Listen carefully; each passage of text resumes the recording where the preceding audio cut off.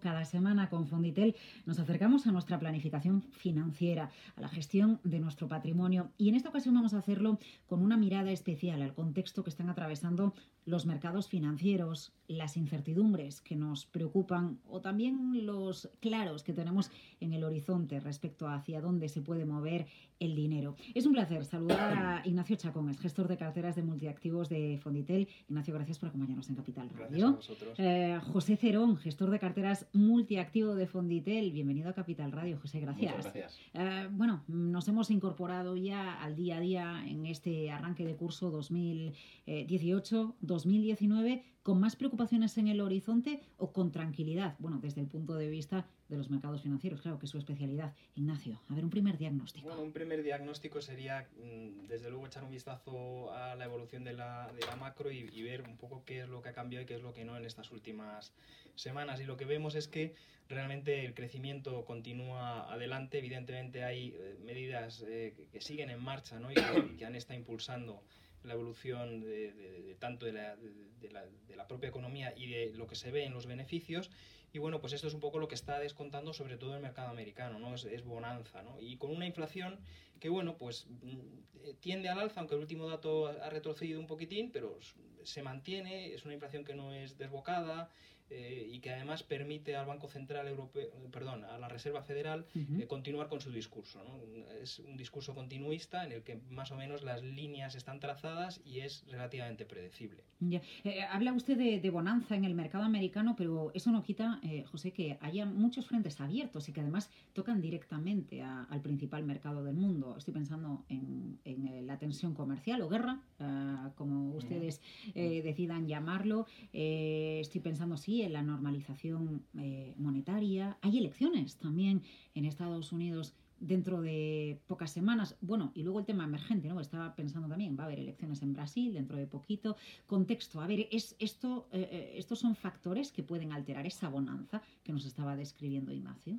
Sí, por supuesto. Esos son los factores que nosotros que nos dedicamos a gestionar inversiones, pues miramos todos los días, ¿no? Porque como bien ha dicho Nacho, la macroeconomía está bien, los resultados empresariales están bien, el mercado americano está en máximos, Europa está un pelín más abajo, pero también los datos están saliendo bien, pero tenemos 3 o 4 cosas que las has nombrado casi todas, ¿no? Principalmente elecciones en Estados Unidos, que ahí lo más importante es ver cómo va a quedar el equilibrio de poder entre los republicanos y los demócratas. Lo que estima todo el mercado y es nuestro escenario central es que van a perder una de las cámaras, los republicanos van a perder el Congreso, con lo cual, pues bueno, esto hace que la tarea de Trump pues, sea un pelín más complicada, ¿no? Porque le pueden poner algunas trabas, ¿no? Pero mientras solo sea esta cámara, él va a seguir un poco con la misma retórica, ¿no? Lo que realmente a mí personalmente me preocupa mucho más es si hay una escalada muy fuerte en todo lo que son las tensiones comerciales, ¿no? Al final hemos visto estas semanas que Trump vuelve a imponer sanciones sobre aproximadamente 200 billones de exportaciones a China, perdón.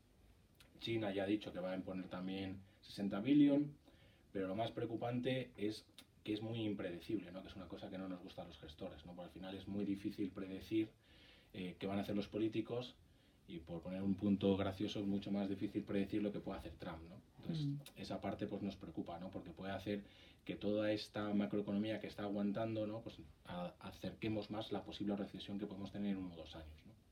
Ya. Estaba pensando en la reforma fiscal de Donald Trump, ¿no? En esa bonanza americana mucho se ha explicado, ¿no? Que toda la reforma fiscal que ha llevado a cabo el presidente de los Estados Unidos ha tenido impacto. Y ya en los últimos días, algunos colegas suyos han empezado a sugerir, pues que como no se consiga mantener este momento de bonanza, precisamente por esa amenaza comercial, porque no tenga tanto margen, ¿no? Donald Trump, incluso podríamos ya acercarnos a una reforma fiscal 2.0, porque qué complicado con un mercado que lleva en bonanza desde el año 2009 que la situación se frene. Y eso ¿no? La sensación es que es uno de los grandes temores que tenemos todos.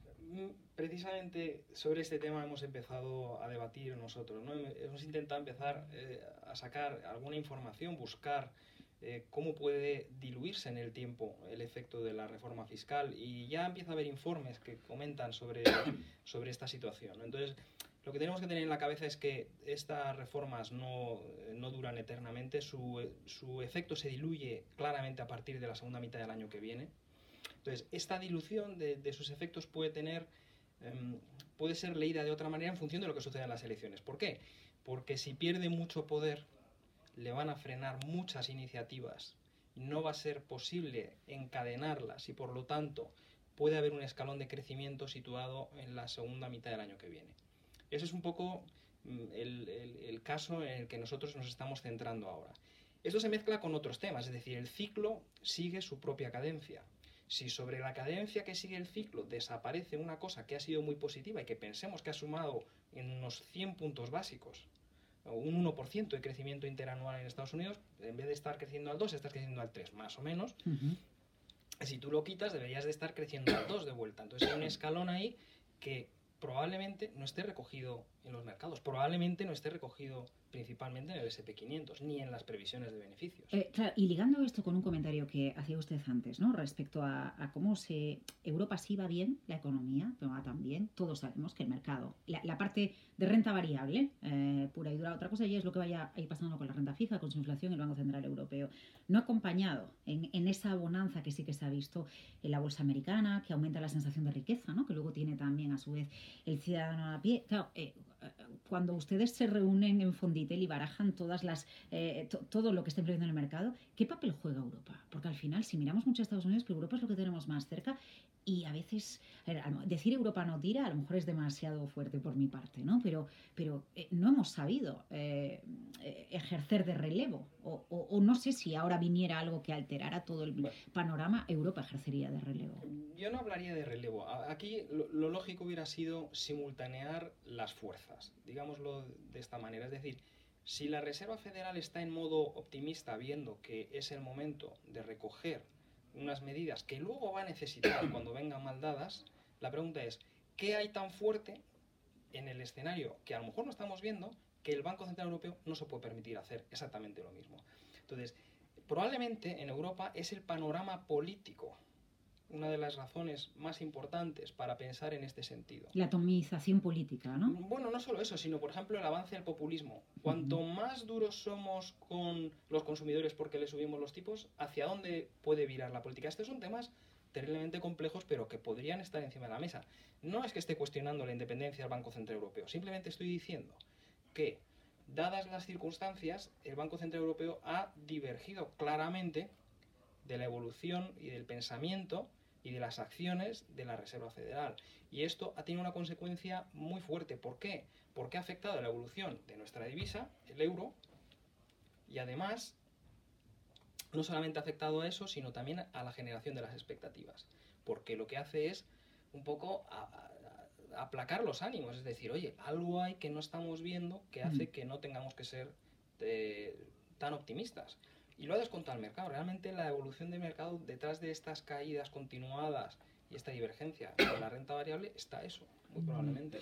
Hay asuntos... Sí, diga. No, solo por clarificar un punto. También hay que tener en cuenta que Estados Unidos lo ha hecho muy bien, el S&P, el Nasdaq, porque tiene un peso muy fuerte en tecnología, cosa que en Europa no tenemos, ¿no? Y además en los últimos 2 meses, en los meses de verano, ha habido 2 efectos que han tocado especialmente a todo lo que es la renta variable europea, ¿no? El primero es todo el ruido acerca de Italia, déficit sí, déficit no, que ha hecho que las empresas italianas pues, estuvieran muy presionadas, y luego toda la exposición que tiene Europa, mucho más que Estados Unidos, a todo el mundo emergente, ¿no? Lo hemos sufrido principalmente en España, ¿no? Con algunas compañías que ya sabemos todos, ¿no? Entonces, ese efecto, aparte, pues, ha hecho también que en el comparativo, aparte de que Estados Unidos, como bien comentaba Nacho, lo está haciendo mejor en términos macroeconómicos con un apoyo de la FED y aquí no lo tenemos, también te pasa que tienes el efecto de la composición de mercado emergentes más el tema de Italia, ¿no? Los últimos meses. Ya, estaba pensando, mientras hablábamos ustedes, bueno, al margen de que aquí se intentó luchar contra la deflación, ¿no? Eso se dice de Mario Draghi, que hubo un momento en el que le preocupó mucho que hubiera deflación y quizás el escenario no tuvo tanto riesgo en Estados Unidos. Hace poquitos días, ¿no? Conocíamos datos de aunque la teoría nos dice bajada de impuestos, aumento de recaudación, en Estados Unidos un déficit fiscal que sigue incrementándose, ¿no? Y sin embargo seguimos en ese estado de percepción de bonanza, ¿no? Parece que encaja de otra manera el mercado americano, no sé si es porque es la bolsa fuerte, es el mercado fuerte, es la economía fuerte y encaja mejor cualquier golpe de lo que lo encajamos en Europa, ¿no? Al final Italia es muy importante, es una de las primeras economías del mundo, del G7, pero es una economía de muchas otras que son importantes. En Estados Unidos llega un dato de aumento del déficit fiscal, sí preocupa, se comenta, se analiza, pero ni mucho menos le da la vuelta a todo lo que está sucediendo. Yo no sé, esto es como lo de, no sé, el efecto arrastre, ¿no? Al final el viento lo lleva de cola y darle la vuelta a algo que está en bonanza es muy complicado. Por un lado sí, y por otro lado sencillamente el déficit fiscal nadie se tiene que extrañar que esté al alza después de las medidas que se han tomado. Son precisamente el precursor que se tendría que ver en algún momento de todo lo que estamos viendo. De tal manera que esta consideración se hará más adelante. Llegará un momento en que se hará una suma de cosas. ¿Y dónde están las valoraciones? ¿Y dónde está el déficit fiscal? ¿Y dónde está? Entonces se hará esa suma, la parte de los déficits cumplirá con su papel y cuando esa suma sea insufrible, el mercado dirá: hasta luego, me voy a caer. El mercado dijo este verano, y ya que citaba los emergentes, José, el mercado dijo hasta luego en algunos países. Este verano los emergentes, pero solo algunos, no todos, porque emergentes podemos incluir muchísimos, ¿no? Aunque India, Sudáfrica también se han sumado, ¿no? En las últimas semanas, la incertidumbre. ¿Nos preocupamos sí o no? ¿O esto es más ruido que preocupación real? En términos agregados del mercado, ¿Sí? Hay que tener, vamos a ver cómo lo explico bien. Es importante, sí. Es preocupante, hay que mirarlo. En términos de los mercados grandes, de los mercados desarrollados, hemos visto que el S&P lo ha hecho muy bien. Sí. Europa subió en julio, bajó en agosto, ahora está bajando un pelín, está más o menos igual que al inicio de verano, con mucho ruido, pero los niveles son más o menos lo mismo, ¿no?